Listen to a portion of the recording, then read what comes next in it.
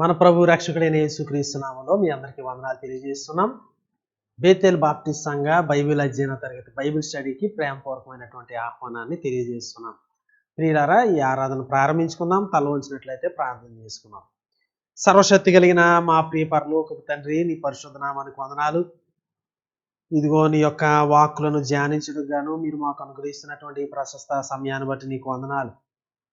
మా దేవ, ఈ ఆరాధన అంతట్లో మీ సహాయతను మేము అర్థిస్తున్నాం. సత్యముతో కూడిన ఆత్మతో నిన్ను ఆరాధన చేయడానికి మాకు నేర్పించండి, సామర్థ్యాన్ని కలుగు చేయండి. ప్రతిగతమైనటువంటి ఆటంకాలని మీరు పారద్రోలండి.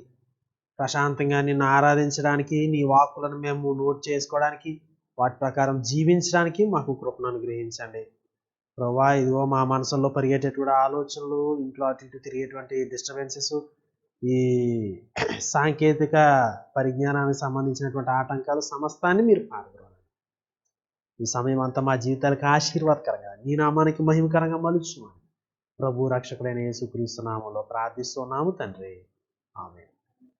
ప్రియులారా, ఈ సమయంలో 692వ కీర్తన పాడుకున్నట్టు ద్వారా దేవుని నామాన్ని మహిమపరుద్దాం.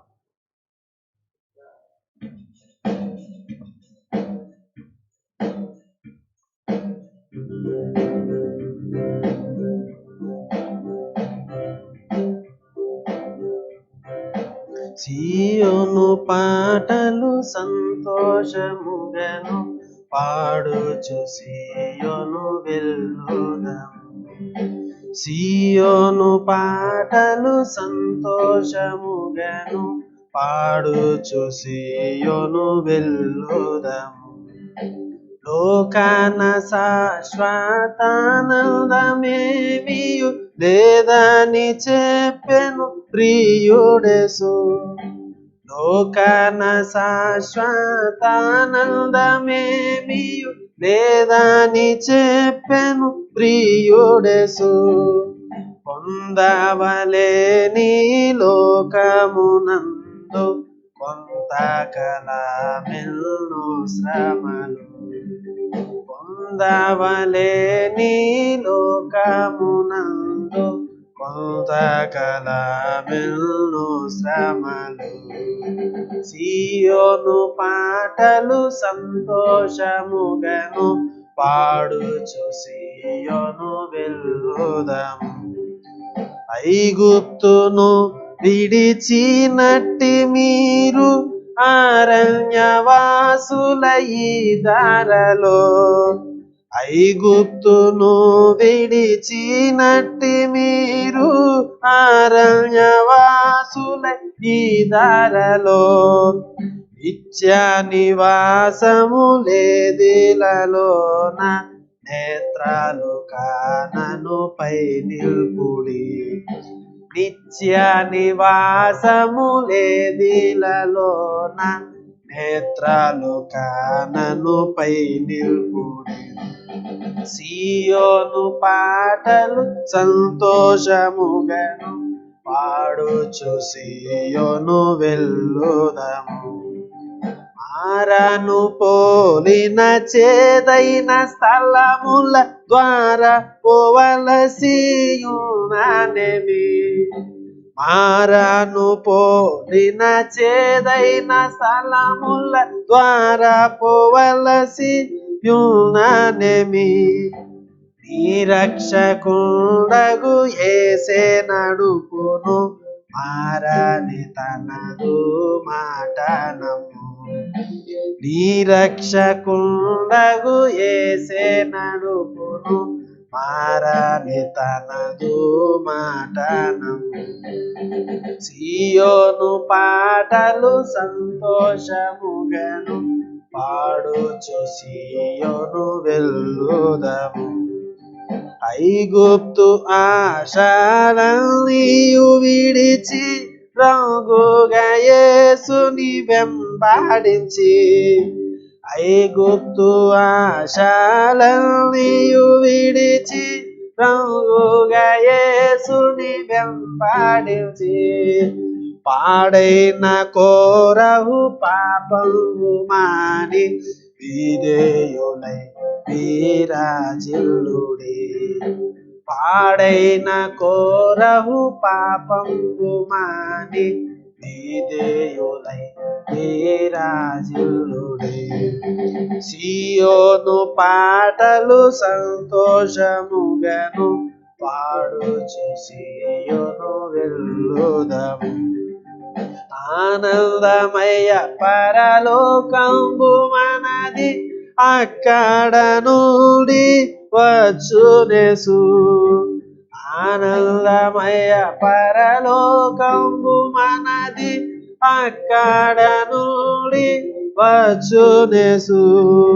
సియోను గీతము సొంపుగా కలసి పాడేదము ప్రభు యేసుకు జై. సియోను గీతము సొంపుగా కలసి పాడేదము ప్రభు యేసుకు జై. సియోను పాటలు సంతోషముగను పాడుచు సియోను వెళ్ళుదము. దేవునికి స్తోత్రం, దేవునికి స్తోత్రం, దేవునికి స్తోత్రం. నేటి దినమునకై ఏర్పాటు చేయబడిన ధ్యాన భాగమును విందము. ఎఫెసీ పత్రిక 1వ అధ్యాయము 1-2 వచనములు చదువుకుందాము. అపోస్తలుడైన పౌలు ఎఫెసీ సంఘమునకు రాసిన పత్రిక 1వ అధ్యాయము 1-2 వచనములు ఈ విధముగా రాయబడి ఉన్నవి. దేవుని చిత్తము వలన క్రీస్తు యేసు అపోస్తలుడైన పౌలు ఎఫెసులోనున్న పరిశుద్ధులను క్రీస్తు యేసునందు విశ్వాసులైన వారికి శుభమని చెప్పి వ్రాయినది. మన తండ్రి అయిన దేవుని నుండి ప్రభువైన యేసు క్రీస్తు నుండి మీకు కృపయు సమాధానమును కలుగునుగాక. దేవుడు ఈ మాటలను మన వినికిడిలో దీవించి ఆశీర్వదించునుగాక. ఆమేన్. ప్రియులారా, ఈ సమయంలో దేవుని యొక్క వాక్యమును కొద్ది నిమిషాలు ధ్యానం చేద్దాం. రెవరెండ్ ఎం సమర్పణరావు అయ్య గారు వచ్చి దేవుని యొక్క వాక్యాన్ని మనతో పంచుకోవాలని ప్రేమపూర్వకంగా ఆహ్వానిస్తున్నాం. మన ప్రభుని రక్షకుడైన యేసుక్రీస్తు వారి శ్రేష్ఠనామంలో ఈ బైబిల్ అధ్యయన తరగతికి ప్రేమతో మిమ్మల్ని ఆహ్వానిస్తూ ఉన్నాం. మరి నాకు ఈ చక్కని అవకాశం ఇచ్చిన సంఘ కాపురికి వందనాలు తెలియజేస్తూ ఉన్నాం. గత 2 వారాలుగా మనం ఎఫెసీ పత్రికని ధ్యానం చేస్తూ ఉన్నాం. మరొక ఎపిసోడ్లో మరి పౌలు చేసినటువంటి ఎఫెసీ పరిచర్యను గురించి మరొక అంశాన్ని ఈ యొక్క సమయంలో ధ్యానం చేద్దాం. అయితే అందరూ తలలు వంచినట్లయితే ప్రార్థన చేసుకుని ఈ కార్యక్రమాన్ని ప్రారంభించుకున్నాం. మా ప్రియ తండ్రి, నీ శ్రేష్టమైన ఘనమైన నామానికి వందనాలు స్తోత్రాలు చెల్లిస్తున్నాం. ఎఫెసీ పత్రిక ధ్యానంలో మరొకసారి నాన్న మాతో మాట్లాడడానికి మీరు ఇష్టపడుతున్నందుకే నీకు వందనాలు తండ్రి. మా తలంపులు మా ఆలోచనలు కాదు కానీ నాయన నీ లేఖనాల్లో ఉన్నటువంటి నీ సత్యాలను గ్రహించే కృప మా అందరికీ దయచేయండి. మా ఆలోచనలు వ్యర్థపరచండి నాయన. నీ సత్యాలని గ్రహించేటువంటి చక్కని మనస్సు మాకు దయచేయమని ప్రార్థన చేస్తున్నాం. నాయన పౌలు ఎఫెసీలో ఏ విధమైన మాదిరి జీవితాన్ని పరిచర్య చేశారు ఈరోజు చర్చిస్తుండగా మాకు సహాయం చేయమని యేసు నామమున అడిగి వేడుకొంచున్నాం తండ్రి. ఆమేన్. ఎఫెసీ పట్టణంలో పౌలు ఇంచుమించు 3 సంవత్సరాలు పరిచర్య చేశాడు అన్నటువంటి విషయాన్ని మనం ఇంతకు ముందే గమనించాం. అపోస్తుల కార్యాలు 18, 19, 20 అధ్యాయాలు ఎఫెసీ పట్టణాన్ని బ్యాక్గ్రౌండ్గా, లేదంటే పౌలు ఎఫెసీలో చేసినటువంటి పరిచర్యకి బ్యాక్గ్రౌండ్గా దాన్ని మనం తీసుకుంటూ ఉన్నాం. కాబట్టి 18, 19 అధ్యాయాల్లో ఉన్నటువంటి చాలా విషయాలు గతంలో మీకు చెప్పాను. ఈరోజు 20వ అధ్యాయంలో ఉన్నటువంటి కొన్ని విషయాలు చెప్పాలని ఆశపడతా ఉన్నాను. 20:17 కనుక మనం చదివితే, అతడు మిలేతు నుండి ఎఫెసుకు వర్తమానం పంపి సంఘ పెద్దలను పిలిపించాడు. కాబట్టి మిలేత్ అనేటువంటి పట్టణం నుంచి ఎఫెసీ పెద్దలకు వర్తమానం పంపించాడు అన్నటువంటి విషయాన్ని మనం బాగా అర్థం చేసుకోవాలి. పౌలు ఎఫెసు పట్టణం నుంచి తరిమి వేయబడ్డాడు. లేకపోతే అక్కడ ఉన్నటువంటి వారు గందరగోళం చేసి అతడు ఆ పట్టణాన్ని విడిచి వెళ్ళిపోయేలాగా చేశాడు. కాబట్టి పౌలు అతడు మిలేత్ అనేటువంటి పట్టణానికి వచ్చి ఎఫెసు పెద్దల్ని తన దగ్గరికి ఆహ్వానిస్తూ ఉన్నాడు. ఎఫెసు సంఘాన్ని పౌలు ఎంత ప్రేమించాడో, లేకపోతే ఎంత శ్రద్ధ కలిగి ఉన్నాడో ఈ యొక్క వాక్యాలు మనకి అర్థం చేస్తున్నాయి. అంటే దాని అర్థం ఏంటంటే అతడు ఎంతగా వాళ్ళని ప్రేమిస్తూ ఉన్నాడు, ఎంతగా వాళ్ళ మీద శ్రద్ధ కలిగి ఉన్నాడు. ఒక కాపరిగా, లేకపోతే దేవుడు అప్పగించినటువంటి బాధ్యతలు చేయడానికి ఎంత జీల్తో పనిచేస్తున్నాడు, ఎంత భారంతో పనిచేస్తున్నాడు అనేటువంటిది అపోస్తుల కార్యాలు 20 అధ్యాయం 17 నుంచి 38 వచనాల్లో మనం చూడొచ్చు. మిలేతు అనేటువంటి పట్టణం ఎఫెసుకి ఇంచుమించు 34 కిలోమీటర్లు దూరంలో ఉండవచ్చు. అక్కడికి అతను వాళ్ళతో వర్తమానం పంపిన తర్వాత వాళ్ళందరూ ఇక్కడికి రావడం జరిగింది. వాళ్ళతో కొన్ని విషయాలు చెప్తా ఉన్నాడు. తను ఆ 3 సంవత్సరాలు ఎలా పరిచర్య చేశాడు, వారి మధ్య ఎలా ఉన్నాడు అనేటువంటి విషయాల్ని వాళ్ళతో చర్చిస్తూ ఉన్నాడు. ఎంతగా వాళ్ళని ప్రేమించాడో, ఎంతగా వారి మధ్య పరిచర్య చేశాడో ఈ విషయాలన్నీ మనం నేర్చుకుందాం. అతని యొక్క మాదిరి, లేకపోతే అతడు చూపించినటువంటి ఆ యొక్క ఎగ్జాంపులరీ లైఫ్ని మనం ఈరోజు అధ్యయనం చేయబోతున్నాం.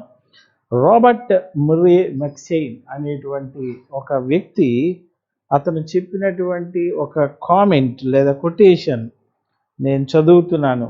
My people greatest need is my personal holiness. My people's greatest need is my personal holiness. నా ప్రజల ప్రాముఖ్యమైన అవసరత ఏంటి అంటే నా వ్యక్తిగత పరిశుద్ధ జీవితం. రాబర్ట్ ముర్రే మెక్సెయిన్ ఒక గొప్ప దైవజనుడు. అతను చెప్పినటువంటి కొటేషన్ చాలా ఆలోచింపజేస్తుంది మనల్ని.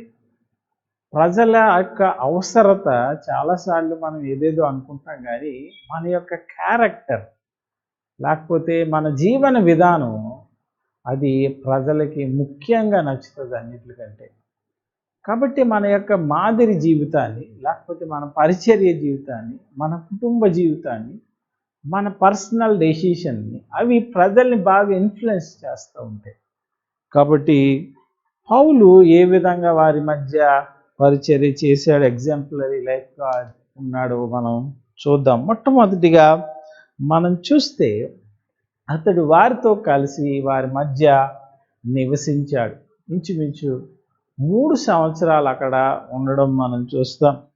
అకుల ప్రిస్కిలాతో కలిసి పనిచేశాడు. ఆ తర్వాత అతడు ప్రతిరోజు టెర్నస్ హాల్కి వెళ్ళేవాడు. ప్రతిరోజు అనే మాట మనం అండర్లైన్ చేస్తే ప్రతిరోజు అతను పాఠశాలకు వెళ్ళి వారితో వాక్యం చెప్తూ, వాదిస్తూ చాలా చక్కగా బోధిస్తూ ఉండేవాడు. తర్వాత మరొక వచనాన్ని కూడా నేను చదువుతున్నాను, 20:20. మరియు ప్రయోజనకరమైన ఏది దాచుకొనక బహిరంగ ఇంటింటను మీకు తెలియజేయచ్చు, ఇంటింటను మీకు తెలియజేయచ్చు, బోధించచ్చు. సో హౌస్ టు హౌస్ అంటే ప్రతి ఇంటికి అతను తిరిగాడు, అంటే వారితో కలిసిపోయాడు. కొన్నిసార్లు మనం ప్రజలతో కలిసి, లేకపోతే వారి మధ్య జీవిస్తూ కొన్నిసార్లు మనం పరిచర్య చేయం. కాబట్టి యేసుక్రీస్తుని గురించి కూడా యోహాను సువార్తలో ఒక చక్కని మాట ఉంది, ఏంటంటే ఆయన మన మధ్య నివసించిన ఒక పుస్తకం కూడా, చక్కని పుస్తకం మనకి ప్రింట్ అయింది. ఆయన ఎంత చక్కని టైటిల్తో. యేసుక్రీస్తు వారు మనతో కలిసి జీవించారు. మన బాధలు, మన కష్టాలు, లేకపోతే మన వేదనలు, లేకపోతే మన సంతోషం అన్నీ కూడా కలిసి పంచుకున్నారు. అందుకని ఇన్కార్నేషనల్ ఇవాంజలిజం, లేకపోతే అదొక కైండ్ ఆఫ్ వారితో కలిసిపోయి, వారితో జీవించి, వారితో ఉంటూ, ప్రతిరోజు వారితో కలిసి పనిచేస్తూ, ప్రతిరోజు వాళ్ళతో ఎక్కడ పడితే అక్కడికి వెళ్తూ, ఇంటింటా వాళ్ళతో కలిసి సహవాసం చేస్తూ ఉంటున్నాడు. కాబట్టి ఈరోజు మన ప్రజలతో మనం కలిసిపోవాల్సినటువంటి అవసరం ఉంది. నన్ను ముట్టుకోకు, లేకపోతే దూరంగా ఉండు, లేకపోతే నేను ఎక్కడ ఉంటాను నువ్వు అక్కడ ఉండు, ఇలాంటి ఆ లైఫ్ స్టైల్, లేకపోతే కలుసుకోకుండా, ప్రజలతో కలుసుకోకుండా వారి బాధలు, లేకపోతే వారి సమస్యలు మనం అర్థం చేసుకోలేము. కాబట్టి ప్రతి ఒక్కరూ కూడా కుటుంబాలతో అయినా సరే, లేకపోతే పరిచర్యలో అయినా సరే మనం వారితో కలిసి అప్పుడే ఆ సమస్యని మనం బాగా అర్థం చేసుకోగలం. కాబట్టి పౌలు వారితో కలిసి వారి మధ్య జీవిస్తూ ఉన్నాడు. కాబట్టి ఈరోజు ఎంతగా మన కుటుంబాలతో, లేకపోతే మన పరిచర్యలో, లేకపోతే మన సంఘంలో, లేకపోతే మన గృహాల్లో, లేకపోతే మనం పరిచర్య చేసేటువంటి చోట కలిసిపోయి జీవిస్తాం. కొన్నిసార్లు మనం చాలా డిస్టెంట్ మెయింటైన్ చేస్తూ ఉంటాం. మేము ఇది తినాం, లేకపోతే ఇలా ఉంటాం, ఇలా చేస్తాం. ఇవన్నీ సరి అయినటువంటి విధానం కాదు. మనం వారితో కలిసి వారి మధ్య ఉంటూ వారి యొక్క ఆహారపు అలవాట్లు కావచ్చు, లేకపోతే వారి లైఫ్ స్టైల్ కావచ్చు, కొన్నిసార్లు రకరకాల పరిస్థితులు ఎదురవుతుంది. అవన్నీ కూడా మనకి బ్లెస్సింగ్, ఎందుకంటే మనం వారిని దేవుని వైపు తిప్పడానికి. కాబట్టి మొట్టమొదటిగా వారితో కలిసి వారి మధ్య జీవిస్తూ ఉన్న అకుల ప్రిస్కిల్లాతో కలిసి ఆ డేరాలు కుట్టేటువంటి పని చేస్తూ ఉన్నాడు. సో ఇట్స్ ఏ పౌలు వారితో ఎంతగా కలిసిపోయాడు. తర్వాత రెండవ విషయాన్ని ఆయన వారి మధ్య ఎలాగ జీవించాడు, ఎలా పరిచర్య చేశాడు, వారికి బోధించాడు, లేకపోతే దేవుని వాక్యాన్ని వివరించాడు. చూడండి 20వ అధ్యాయము 20-21 వచనాలు కనుక మనం చదివితే వారి మధ్య బోధించుచు అనే మాట మనకి కనబడుతూ ఉంటుంది. వారికి బోధించుచు, తెలియచేయచ్చు అనేటువంటి మాటలు మనకి అక్కడ కనబడతాయి. 27వ వచనంలో చాలా చక్కని మాట చెప్పాడు. దేవుని సంకల్పం అంతయు మీకు తెలుపకుండా నేను ఏది దాచుకోలేదని చెప్పాడు. యాక్చువల్గా ఎఫ్ఎస్సి పత్రికలో మిస్టరీ లేకపోతే మర్మం అనేటువంటి మాట ఒకటి ఉంది. అది మనం తర్వాత వచ్చేటప్పుడు ధ్యానం చేస్తాం. కొన్నిసార్లు కొంతమంది ఇది మిస్టీరియస్, లేకపోతే ఇది కొంతమందికి అర్థం కాదు, లేకపోతే కొన్ని మనకు అర్థం కాదు అని చెప్తూ ఉంటారు. కానీ పౌలు ఏం చెప్తున్నాడంటే దేవుని యొక్క ప్రణాళిక ఏంటి, దేవుని మనసు ఏంటి, దేవుని ఆలోచన ఏంటి, ఇదన్నీ నేను మీకు తెలియచేసాను. ఏది దాచుకోలేదు, ఏ సీక్రెట్ లేదు. నాకంటూ నేను ఏమీ కూడా, అంటే ఇది దేవుడు నాకు బయలుపరిచింది ఏదైనా సరే నేను మీకు చెప్పాను, బోధించాను. కాబట్టి ఎఫ్ఎస్సి సంఘాన్ని ఆయన ఎంతగా ప్రేమించాడు, లేకపోతే ఆ ప్రజల్ని ఎంతగా ప్రేమించాడు. 3 years ఆయన కంటిన్యూస్గా బోధిస్తూనే ఉన్నాడు. ఎంత ప్రేమ ఉండాలని 3 years కంటిన్యూస్గా బోధించడానికి. దేవుని సంకల్పం అంతా తెలియచేసాడు. ఏది దాచుకోలేదు, ఏది ప్రయోజనకరమైంది ఏది కూడా నేను దాచుకోలేదని చెప్తున్నాను. ఈరోజు మనం నిజంగా అలా చెప్పగలం. కొన్నిసార్లు మనం ఎక్కడైనా సరే ప్రసంగాలు, లేకపోతే వాక్యం చెప్పాల్సింది, లేకపోతే ఈవెన్ ఫ్యామిలీ ప్రేయర్స్లో అయినా కొన్నిసార్లు ఎలా ఫీల్ అవుతామంటే ఇది పెద్ద అంత ఇంట్రెస్ట్, లేకపోతే ఇంత అవసరం కాదులే, లేకపోతే ఈ ప్రజలకి అంత నీడ్ లేదులే, లేకపోతే ఇలాగా అలా మనం ఏదేదో మన సైడ్ నుంచి ఆలోచన చేసుకుంటాం. లేకపోతే ఇంత గొప్ప విషయాలు వీళ్ళకి చెప్పాల్సినంత అవసరం లేదు. పౌలు ఏం చెప్తున్నాడంటే దేవుని సంకల్పం అంతా నీకు తెలియచేశాను, నేనేది దాచుకోలేదు, అంత పబ్లిక్గానే బోధించాను నేను, ప్రతి ఇంటెంటా బోధించాను నేను. కాబట్టి ఈరోజు మనం ఈ విషయాల్ని మనం ఆలోచన చేసుకోవాల్సినటువంటి విషయం, లేకపోతే చాలా మంచి సమయం కూడా. ఎఫెసు పెద్దల్ని అతను హెచ్చరించడానికి పిలిచాడు, మరొకసారి బోధిస్తూ ఉన్నాడు. చూడండి, ఎఫెసులో బోధ చేశాడు, ఇంటింట బోధ చేశాడు, టెరనస్ హాల్లో బోధించాడు, సమాజ మందిరాల్లో బోధించాడు, ప్రతి గృహం దగ్గర బోధించాడు. ఇప్పుడు మళ్ళీ తిరిగి ఎఫెసు పెద్దల్ని హెచ్చరిస్తూ ఉన్నాడు తన యొక్క వాక్యంతో. మీరు ఇలా పరిచర్య చేయాలి, ఇలా చేయాలి. కాబట్టి వాళ్ళని హెచ్చరించడానికి పిలిచాడు. కాబట్టి ఈరోజు మనం అతని యొక్క లైఫ్ స్టైల్, లేకపోతే అతని మాదిరి చూస్తే మనం ఎంత ప్యాషన్గా ప్రీచ్ చేస్తూ ఉన్నాడు, ఎంత రెస్ట్లెస్గా ప్రీచ్ చేస్తూ ఉన్నాడు, ఎంత కంపాషన్తో ప్రీచ్ చేస్తూ ఉన్నాడు. యేసుక్రీస్తు వారు కూడా ప్రజలకి ఎంత అలసిపోయినా, లేకపోతే ఎంత ఇబ్బంది ఉన్నా అతడు చాలా కంపాషన్తో ప్రీచ్ చేసినట్టు మనకు అర్థమవుతుంది. కాబట్టి ఈరోజు మనం ప్రజలకి, లేకపోతే మన సంఘానికి, లేకపోతే మన గృహంలో ఉన్న వారికి బోధించడానికి అలసిపోకూడదు ఎప్పుడు కూడా. అది మనం ప్రేమతో చేయాల్సినటువంటిది. మనం ఏది దాచుకోకూడదు. ఈ రోజున కొన్ని విద్యలు అంతరించిపోవడానికి గల కారణం, లేకపోతే కొన్ని భాషలు అంతరించిపోవడానికి గల కారణం ఏంటంటే, శ్రేష్టమైనది కొంతమంది దాచుకున్నారు కాబట్టి, ఇది శ్రేష్టమైనది అని తెలిసి దీనివల్ల అవతల వాళ్ళు బాగుపడిపోతాడేమో అని కొంతమంది దాచుకున్నారు. కాబట్టి అవి ఈరోజు ఏమైపోయాయంటే అవి మరుగైపోయాయి, లేకపోతే ప్రజలకు అందుబాటులో లేకుండా పోయాయి. కాబట్టి మన వాక్యం ఎందుకు ఈ రోజుకి అందరికీ అందుబాటులో ఉందంటే, ఇది దేవుని యొక్క సంకల్పం ప్రజలకు తెలియాలని పౌలు ఇవన్నీ కూడా చేస్తున్నాడు. బోధిస్తూ ఉన్నాడు, అక్కడ పెద్దల్ని హెచ్చరిస్తూ ఉన్నాడు, ఇంటింటా బోధిస్తున్నాడు, సమాజ మందిరాల్లో బోధిస్తూ ఉన్నాడు, లెటర్స్ రాస్తూ ఉన్నాడు, ఇప్పుడు పెద్దల్ని హెచ్చరిస్తూ ఉన్నాడు. కాబట్టి దేవుని వాక్యాన్ని ఏదో విధంగా అతడు వారి మనసుల్లో ఉంచడం మనం చూస్తాం. దేవుని వాక్యాన్ని బోధించినప్పుడు ప్రజలు కన్విక్ట్ అవుతారు. కాబట్టి ప్రజలు ఒప్పించబడతారు, పరిశుద్ధతలో వస్తారు, వారు మార్గాల్ని మార్చుకుంటారు. అది దేవుని వాక్యానికి ఉన్నటువంటి శక్తి. కాబట్టి నా మాట తిరిగి రాదు, అది దాని పనిని నెరవేర్చుకుని మళ్ళీ తిరిగి వస్తుందని యెషయా గ్రంథంలో చెప్పేది. కాబట్టి వారికి బోధించడం మనం చూస్తాం. కాబట్టి మరొక విషయాన్ని కూడా నేను చెప్పాలని ఆశపడుతున్నాను. మూడో విషయాన్ని కనుక మనం చూస్తే, అతడు చాలా కష్టపడి నిస్వార్థంగా పనిచేశాడు. కష్టపడి నిస్వార్థంగా పనిచేసి 34వ వచనాన్ని కనుక మనం చూస్తే, ఈ నా చేతులు, లేకపోతే నా అవసరతల నిమిత్తము, నాతో ఉన్నవారి అవసరతల నిమిత్తము ఈ నా చేతులు కష్టపడినవని. What a statement! నా అవసరాల నిమిత్తం, నా చుట్టుపక్కల ఉన్నటువంటి వారి అవసరాలు ఈ నా చేతులు కష్టపడ్డాయని చెప్పారు. ఈరోజు మనం నిజంగా అలా చెప్పగలం.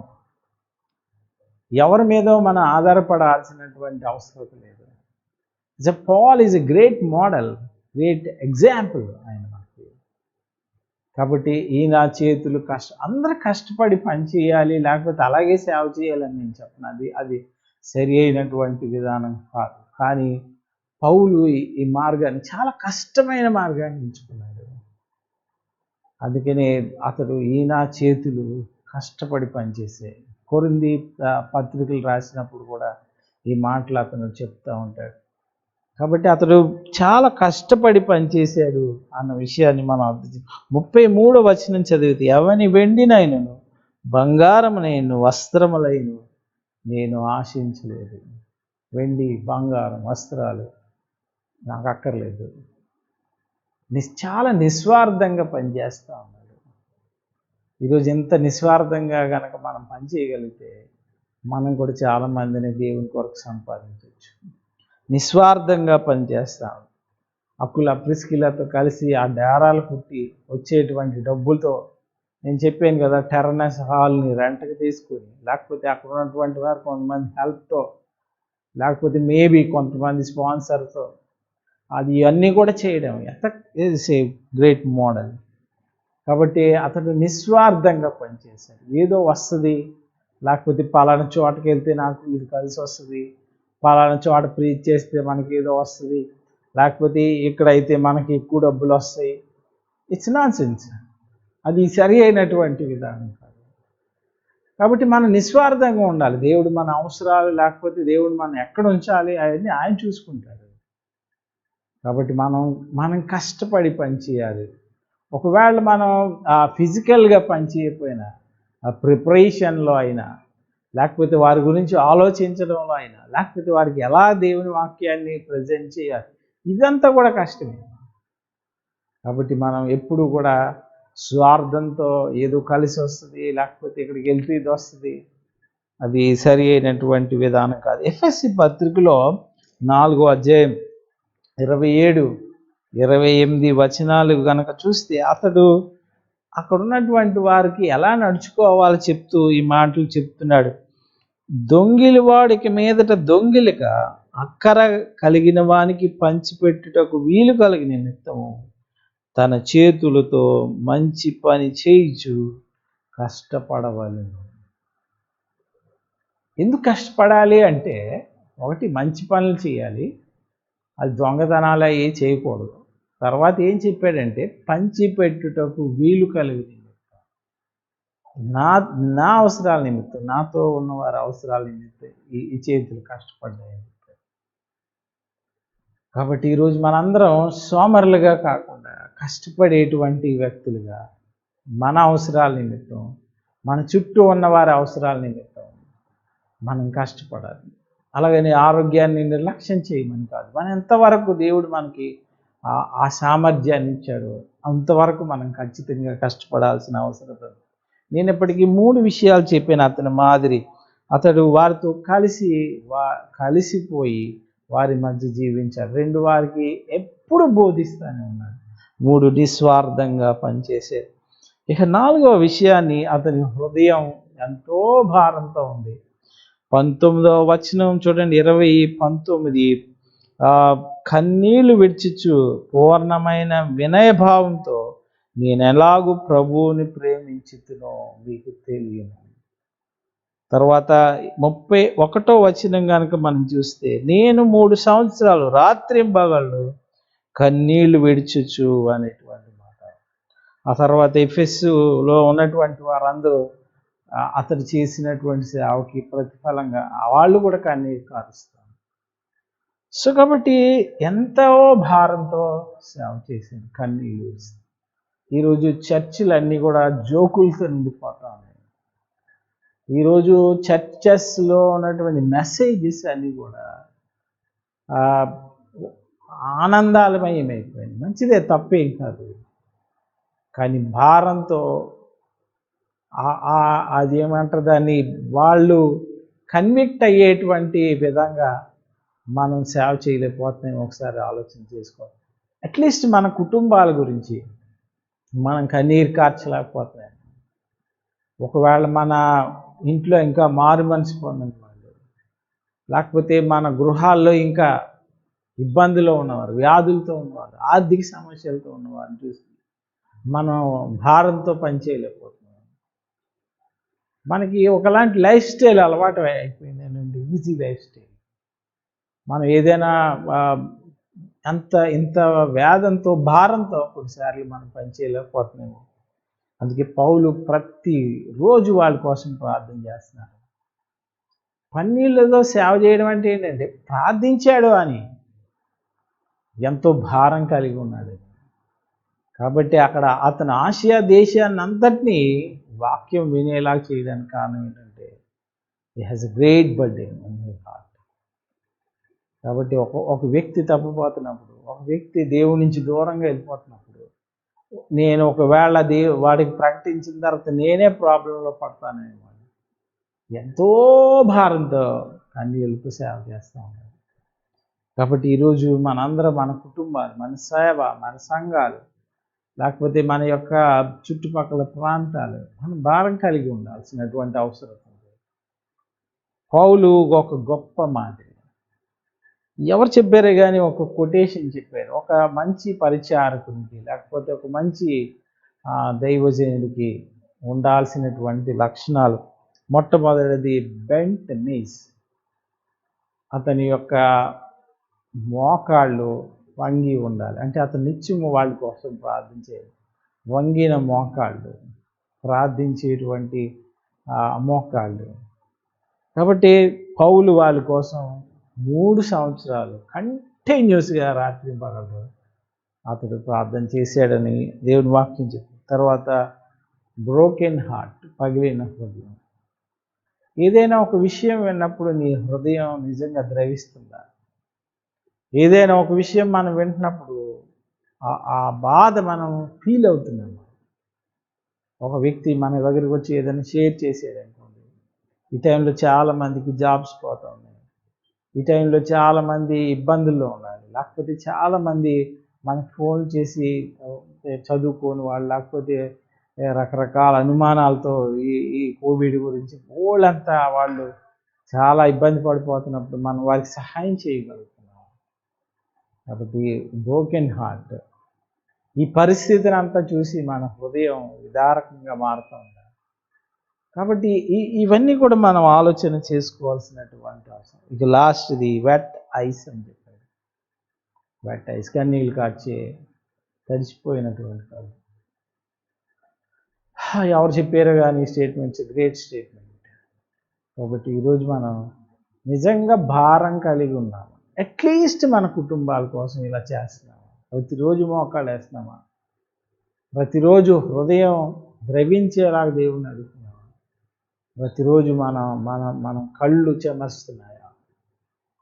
ఏదో విషయాల కోసం కాదు, వాళ్ళ మీద ప్రేమతో,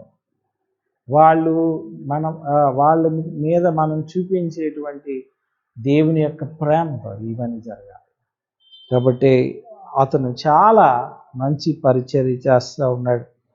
తర్వాత మరొక విషయాన్ని కూడా ఇక్కడ చెప్తున్నాడు పౌలు. 5వ విషయము చూడండి, అతడు చాలా శోధనలు ఎదుర్కొన్నాడు, కష్టాలు ఎదుర్కొన్నాడు. నేను గతంలో కూడా చెప్పాను, పోయిన ఎపిసోడ్లో పౌలు చాలా శ్రమలు ఎదుర్కొన్నాడు. మరొకసారి ఇక్కడ చర్చించడానికి కారణం ఏంటంటే ఈ ప్యాసేజ్లో రాశారు చూడండి, 19వ వచనం, యూదుల కుట్ర వలన నాకు శోధనలు సంభవించినను అని. యూదుల కుట్ర వలన నాకు శోధనలు సంభవించి. ఇక్కడ కంటే మరొక చోట నేను చెప్పాను కదా, కొరింథీ పత్రిక పౌలు ఎఫెసు నుంచి రాశాడు. కాబట్టి ఎఫెసు పత్రికలో చాలా ఒక మంచి చక్కని స్టేట్మెంట్ అతను చేస్తూ ఉన్నాడు. చూడండి, కొరింథీయులకు రాసిన మొదటి పత్రిక 15వ అధ్యాయం 30వ వచనం నేను చదువుతున్నాను. మరియు మేము ఘడియకు ప్రాణ భయంతో ఉండనేలా సహోదరులారా, మన ప్రభు అయిన యేసుక్రీస్తునందు మిమ్మల్ని గూర్చి నాకు కలిగిన అతిశయంతోడు నేను దినదినము చనిపోచున్నానని చెప్పుదును. 32 మనుష్య రీతిగా నేను ఎఫెసులో మృగములతో పోరాడిన ఎడల నాకు లాభమేమి? ఎఫెసులో మృగాలతో పోరాడని చెప్పాను. దినదినము చనిపోవచ్చున్నాను, ప్రాణ భయంతో ఉన్నాను. What are statements! ప్రాణ భయంతో ఉన్నారు. ఎప్పుడు ఏ శ్రమ వస్తుందో, ఎప్పుడు ఏ కష్టం వస్తుందో ఆయన తెలియదు. ఎప్పుడు ఎవరు ఏ ప్రాబ్లం క్రియేట్ చేస్తారో ఆయన తెలియదు. అంచేత 30వ వచనంలో ఆయన ఏమంటున్నాడంటే, ఘడియకు ప్రాణ భయంతో ఉండనేలా. మనం ఎక్కడికి వెళ్ళపోయినా కోవిడ్ భయంతోనే ఇంట్లో చచ్చిపోతున్నాం చాలామంది. సో ఇది అది కాదు. నిజంగానే అతడు లైన్స్ డెన్లో ఉన్నాడు, అంటే సింహపు గుహలో ఉన్నాడు. ఎటు నుంచి ఎవరు ప్రాబ్లం తీసుకొస్తారో తెలియదు. అందుకే చాలా శోధనలు ఎదుర్కొన్నారు. ఘడియకు చచ్చిపోతున్నారు, దినదినము చనిపోవచ్చున్నారు. తర్వాత ఎఫెసులో మృగాలతో నేను పోరాడేనండి. యేసుక్రీస్తు కనుక లేకపోతే మేము అన్నీ చేయాల్సిన అవసరం లేదు. అది ఆయన ఆర్గ్యుమెంట్. అక్కడ మేము ప్రాణభయంతో ఎందుకు ఉండాలి, దినదినం ఎందుకు చచ్చిపోవాలి, ఈ మృగాలతో ఎందుకు పోరాడాలి? యేసు లేచాడు కాబట్టి. ఈరోజు మనం ఎన్ని శ్రమలు ఎదుర్కోకపోయినా, అట్లీస్ట్ ఫైనాన్షియల్గాను, లేకపోతే కొన్ని రోజులు రకరకాల సమస్యలు, శోధనలు, మన ఇంట్లో ఎన్నో రకరకాల ప్రాబ్లమ్స్ ఉన్నప్పుడు, సంఘాల్లో ఉన్నప్పుడు, దేనికి మనం నిరాశ చెందకు, పోరాటమే. ఒకవేళ ప్రాణభయం లేకపోతే దినదినము మనకు గండమే, ఈరోజు గడిస్తే చాలు. ఒకవేళ నిజంగా నువ్వు ఇబ్బంది పడుతున్నాయి కదా, హాస్పిటల్ నుండి పోరాడాల్సిన సమయం. కాబట్టి ఎన్నో ప్రాబ్లమ్స్, కుట్రలు, శోధనలు అన్నీ ఎదుర్కొన్నాను. కాబట్టి నేను ఇప్పటికే 5 విషయాలు చెప్పాను. పౌలు తను ఎలాగ వారితో కలిసి వారి మధ్య జీవిస్తూ ఉన్నాడు. తర్వాత వారికి బోధిస్తూ ఉన్నాడు. తర్వాత వారు లేకపోతే వారి దగ్గర నుంచి ఏమి ఆశించలేదు. ఆయన తన సెల్ఫ్ కోసం ఏమి పని చేయలేదు. 4వది చాలా భారంతో, కన్నీళ్ళతో సేవ చేస్తాడు. చాలా శోధనలు, ప్రాణాపాయం, దినదినగండం, లేకపోతే మృగాల్లాంటి మనుషులతో పోరాడుతున్నాడు. ఎఫెసు పెద్దలకి ఇవన్నీ అతను వర్తమానం ఇచ్చిన తర్వాత అతను చెప్పిన ఒక హెచ్చరిక చెప్పి నేను నా వాక్యాన్ని ముగిస్తాను. చూడండి, అపోస్తుల కార్యాలు 20వ అధ్యాయంలో అతడు వారికి చెప్పినటువంటి ఒక హెచ్చరిక. లేకపోతే ఆ చివరిగా వారికి ఇచ్చినటువంటి హెచ్చరిక ఏంట్రా బాబు అంటే, చూడండి నేను చదువుతున్నాను అక్కడ, నేను వెళ్ళిపోయిన తర్వాత క్రూరమైన తోడేళ్ళు మీలో ప్రవేశించి, అపోస్తుల కార్యాలు 20:29, యాక్ట్స్ 20:29. నేను వెళ్ళిపోయిన తర్వాత క్రూరమైన తోడేళ్ళు మీలో ప్రవేశించినని నాకు తెలియను. తర్వాత 28 నుంచి చదువుతున్నా, దేవుడు తన స్వరక్తమిచ్చి సంపాదించిన సంఘమును కాయటకు పరిశుద్ధాత్మ మిమ్మును దేని యందు అధ్యక్షులుగా ఉంచిన యావత్ మందను గుర్చి మీ మట్టుకు మీరు మిమ్మును గుర్చి జాగ్రత్తగా ఉండండి. మీ మట్టుకు మిమ్మును గుర్చి. సో ఈరోజు ఒక ఇంటికి నువ్వు పెద్దేమో, సంఘానికి పెద్దేమో, లేకపోతే ఒక ఆర్గనైజేషన్ పెద్దేమో, కానీ అక్కడ ఉండేటువంటి లేకపోతే అందరినీ మనం కాయాల్సిన బాధ్యత ఉంది. అందరికంటే ముఖ్యంగా మనల్ని మనం కాచుకోవాల్సిన అవసరం ఉంది. క్రూరమైన తోడేళ్ళు మీలో ప్రవేశిస్తాయి అంటే దాని అర్థం ఏంటంటే, బయట నుంచి వచ్చి తోడేళ్ళు మంద మీద అటాక్ చేయడం అదొక విషయం. ఎందుకంటే ఫాల్స్ టీచింగ్స్ అక్కడ ఉన్నాయి కాబట్టి రకరకాలు జరగవచ్చు. కానీ పౌలు ఇక్కడ చెప్తుంది ఏంటంటే, నేను వెళ్ళిపోయిన తర్వాత క్రూరమైన తోడేళ్ళు మీలోనే ప్రవేశిస్తాయి. ఏంటి ఆ క్రూరమైన తోడేళ్ళు? ఇప్పుడు వరకు మనం సాధు జంతువుల్లాగా ఉన్నాం, చాలా సెన్సిటివ్గా ఉన్నాం, మంచి గొర్రెలాగా ఉన్నాం, మృదుత్వం కలిగి ఉన్నాం. కానీ రోజులు గడిచే కొద్ది క్రూరమైన తోడేళ్ళలాగా మారుతాం మనమే. ఒక నాయకుడు, లేకపోతే ఒక సంఘ కాపరి, లేకపోతే సంఘ పెద్ద, లేకపోతే ఒక కుటుంబ యజమాని, లేకపోతే ఒక ఆర్గనైజేషన్, దాన్ని నడిపే నాయకులు. సో కాబట్టి ఈరోజు మనం క్రూరమైన తోడేళ్ళు మనలో ప్రవేశిస్తాయి. అవును, వాళ్ళని హెచ్చరిస్తూ ఉన్నాడు, నేను వెళ్ళిపోతున్నాను, నాకు తెలుసు యెరూషలేములో నేను చచ్చిపోతానని, నా కోసం శ్రమలు దాగున్నాయని నాకు తెలుసు, ప్రతి పట్టణంలో నన్ను ఇలాగ చెప్తున్నారు కాబట్టి నేను చచ్చిపోతాను. కానీ మీలో ఈ తోడేళ్ళు రాకుండా మీరు జాగ్రత్తగా ఉండాలి. ఈరోజు మనం ఆలోచన చేసుకుందాం ఒకసారి.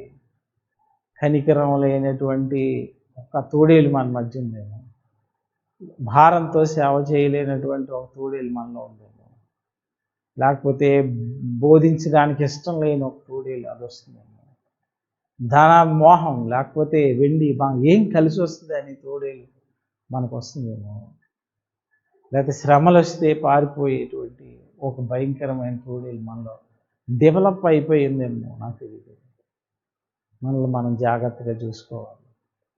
A.W. టోజర్ అనేటువంటి గొప్ప దైవజనుడు ఒక స్టేట్మెంట్ చేశారు, చూడండి మీకు స్క్రీన్ మీద కనబడుతుంది. Do you know who gives me the most trouble? మీకు తెలుసండి, మనకి అత్యంత ట్రబుల్ ఇచ్చేటువంటి ఎవరో, లేకపోతే వ్యక్తులు కానీ లేకపోతే పరిస్థితి కానీ ఎవరో. Do you know who I pray for the most in my pastoral work? A.W. Tozer గొప్ప దైవజన్ కాబట్టి ఆయన ఇలా చెప్పాడు, నా పాస్టరల్ కెరియర్లో, నా పరిచర్యలో ఎక్కువ ఎవరి కోసం నేను ప్రార్థన చేసుకున్నాను, ఎక్కువ నన్ను ట్రబుల్ పెట్టింది ఎవరు బయట ఉన్నటువంటి వాళ్ళ, లేకపోతే వేరే వేరే మతాల వల్ల, లేకపోతే ఇంకా ఇంకా ఇంకా వేరే ఆర్గనైజేషన్స్ కాదు. ఆయన చెప్పింది ఏంటంటే, జస్ట్ మై సెల్ఫ్, నాకు నేనే నాశనం చేసుకుంటాను, నన్ను ఎవరు నాశనం చేయక్కర్లేదు. Do you know who gives me the most trouble? నిజమే, అతను చెప్పింది ఎగ్జాక్ట్గా కరెక్ట్. పౌలు కూడా చెప్పింది ఎగ్జాక్ట్గా కరెక్ట్. సంవత్సరాలు గడిచే కొద్ది మనం తోడేళ్ళకి మారిపోతున్నాం. ఒకసారి మనం పరీక్ష చేసుకోవాలి, మనల్ని గూర్చి మనం జాగ్రత్త కలిగి. యేసుక్రీస్తు వారు వెళ్ళిపోయే ముందు చెప్పినటువంటి విషయం ఏంటంటే, మీ మట్టుకు మీరు జాగ్రత్తగా ఉండండి, మిమ్మల్ని మీరు కాచుకోండి. ముందు కాబట్టి ఆ తోడేళ్ళు మనలో ప్రవేశిస్తున్నాయి. కనికరం లేని, భారం లేని, ధన వ్యామోహం కలిగినవి, కష్టాలంటే ఇష్టం లేదు, లేకపోతే ఏదో మనం అంతా దాచుకుని, లేకపోతే బోధించకుండా ఉంది, ఇలాంటివన్నిటిని మనం ఓవర్కమ్ చేద్దాం. కాబట్టి పౌలు మాదిరి నేను క్రీస్తుని పోలి నడుచుకున్నాను కనుక మీరు నన్ను పోలి నడుచుకుంది కొరింథీ సంఘాన్ని చెప్తున్నారు. అది ఎఫెసు పట్టణం నుంచి రాస్తా ఉన్నారు.